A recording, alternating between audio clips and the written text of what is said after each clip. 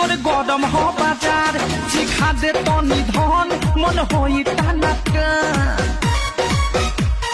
দাদা রে দাদা ঢোঢি হউ ঘাট তোর গরম হ বাজার শিখা দে তনি ধন মন হই টানা টন ধলি কোন কলি ফসে যাই মেটার ধলি কোন কলি ফসে যাই মেটার হয় তোর দুনু ইন্ডিকেটর হয় তোর দুনু ইন্ডিকেটর তেরে দুনু ইন্ডিকেটর হায় রে দুদু ইন্ডিকেটর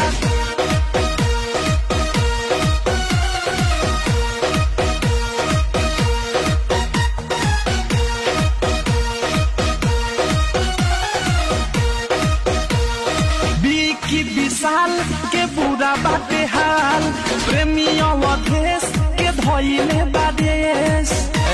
सुनती हो।